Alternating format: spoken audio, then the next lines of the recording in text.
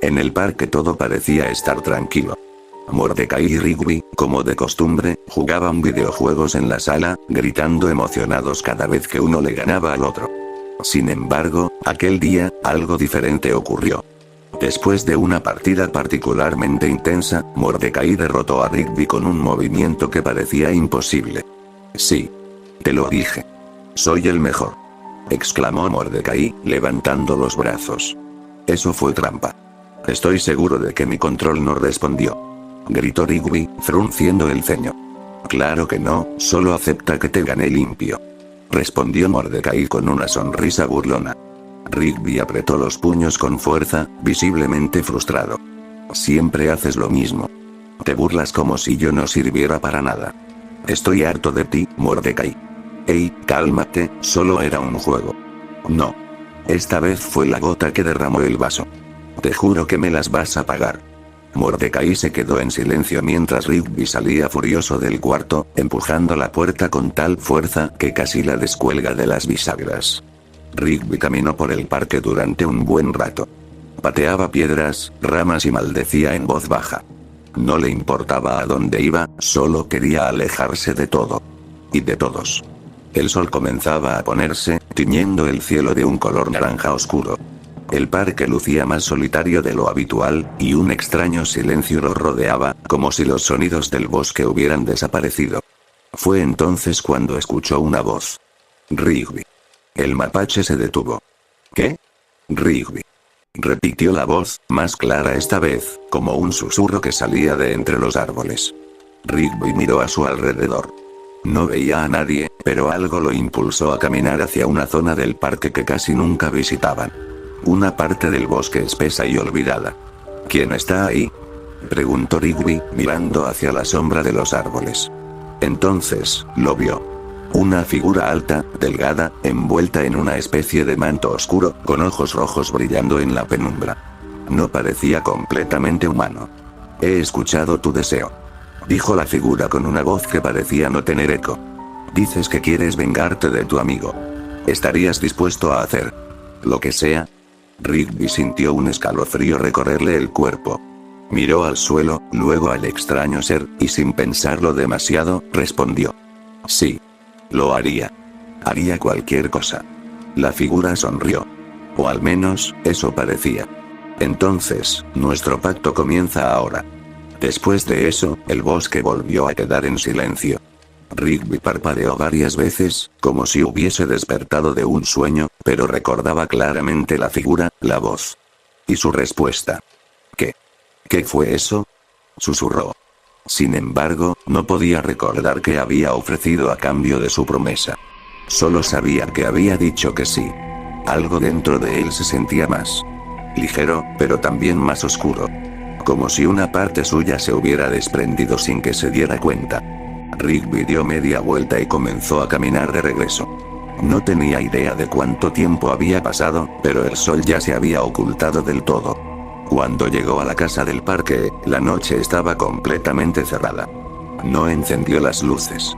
Caminó directo a la cocina, en silencio, como si algo invisible lo guiara. Abrió el cajón junto al fregadero. Lo encontré. Murmuró. Sus manos temblaban ligeramente mientras sacaba un cuchillo largo y afilado, uno de los que Benson usaba para cortar carne durante los asados.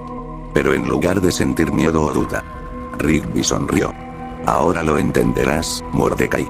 Entenderás cómo se siente ser ignorado, humillado, traicionado. Salió de la cocina con paso firme, el cuchillo oculto bajo su brazo. La casa estaba en silencio. Todos dormían. Solo un débil zumbido venía del televisor de la sala, donde Mordecai se había quedado viendo una película antes de quedarse dormido en el sillón. Rigby se acercó, sus pasos eran lentos, casi ceremoniales. Mordecai dormía profundamente, con la cabeza ladeada y el control aún en una mano. No sospechaba nada. Rigby alzó el cuchillo. Su sombra se proyectaba en la pared por la tenue luz del televisor. Mordecai dormía plácidamente, sin sospechar que la muerte lo acechaba a tan solo unos pasos. Por un instante, Rigby dudó. Una parte de él temblaba. Una parte que aún recordaba todos los buenos momentos, las risas, las aventuras. Pero esa parte ya no tenía el control. El cuchillo descendió. ¡Ay! Gritó Mordecai, despertando con los ojos abiertos de par en par. Demasiado tarde. La hoja lo había atravesado justo debajo del hombro, y aunque intentó empujar a Rigby, su amigo fue más rápido, más preciso. Otro corte, y luego otro más. ¿Qué? ¿Qué te pasa? Rigby, para. Pero Rigby no escuchaba. Mordecai cayó al suelo, su cuerpo sangrando, tratando de arrastrarse. Los ojos del mapache brillaban con una mezcla de rabia y vacío.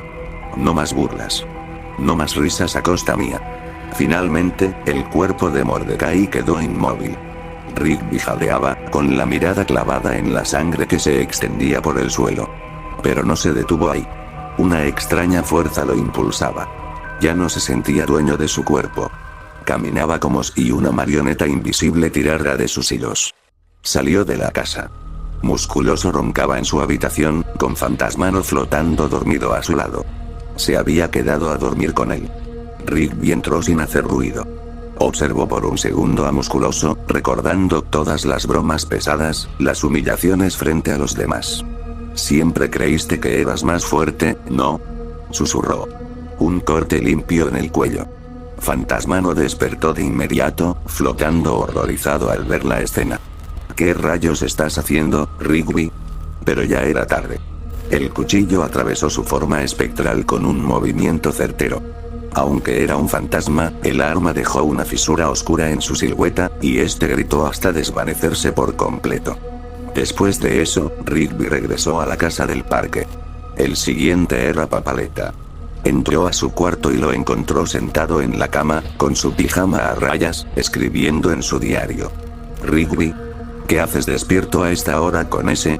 No le dio tiempo de terminar la frase. «Siempre tan molesto. Siempre tan infantil», dijo Rigby con voz apagada mientras el cuchillo descendía una y otra vez. Papaleta cayó al suelo con los ojos abiertos, aún sin entender lo que había ocurrido. Solo quedaba uno más en la casa. Benson. Lo encontró en su oficina, mirando unos papeles. Al verlo entrar, Benson frunció el ceño. «¿Qué quieres ahora, Rigby? ¿No ves que estoy trabajando?». Rigby no respondió. Solo levantó el cuchillo. «Oye. ¿Estás loco? Baja eso ahora. Demasiado tarde». La sangre salpicó la pared de corcho con los horarios y tareas pendientes. Rigby observó su reflejo en la pantalla del monitor. Su rostro estaba cubierto de sangre, pero sonreía. O al menos su cuerpo lo hacía. Solo quedaba uno más. Skips. Pero no estaba en el parque. Esa noche había salido a meditar en el bosque, como solía hacer. Rigby salió al exterior, con el cuchillo aún en mano. Caminó hacia la camioneta del parque, subió sin decir una palabra, y encendió el motor. «No puedes morir. Pero puedes sufrir», dijo en voz baja mientras sonreía, con los ojos completamente negros. Y pisó el acelerador.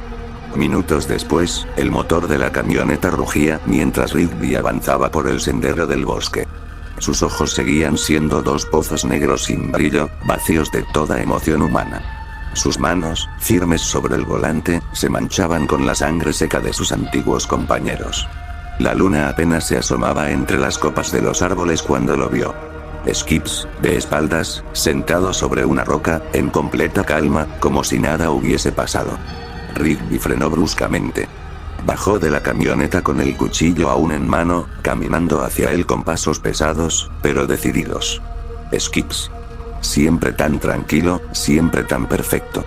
Tú eres el último». Skips no se volteó de inmediato.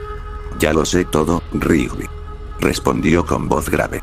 Sentí el desequilibrio desde el primer grito. Desde la primera alma perdida. Rigby se detuvo por un momento, sorprendido. «Entonces, ¿por qué no hiciste nada?». «Porque quería darte una oportunidad de volver atrás. Pero ya es demasiado tarde». Finalmente, Skip se levantó y se giró para enfrentarlo. Su mirada no era de ira, ni de tristeza. Era de decisión. «Tú ya no eres Rigby. Esa cosa que llevas dentro tomó demasiado. No me detendrás», gruñó Rigby, corriendo hacia él con el cuchillo en alto. Pero Skips era más rápido. En un movimiento limpio y brutal, lo esquivó, tomó su brazo y con un giro preciso le arrebató el cuchillo. Luego, con la otra mano, agarró su cuello. Lo siento. Con un crujido seco y espantoso, todo terminó. El cuerpo de Rigby cayó al suelo, inerte. Sus ojos recuperaron brevemente su color original antes de apagarse por completo. Una pequeña sombra negra salió de su pecho, flotando por el aire antes de desvanecerse entre los árboles. Después de eso, Skip se enterró a todos los que pudo. A Mordecai, a Papaleta, a Benson. Incluso a Rigby. Nadie en el parque volvió a hablar del suceso. Nadie volvió a mencionar el nombre del mapache. Pero en las noches más oscuras, cuando el viento sopla entre los árboles del bosque, aún puede oírse un susurro lejano. ¿Estarías dispuesto a hacer lo que sea? Y así, todo terminó.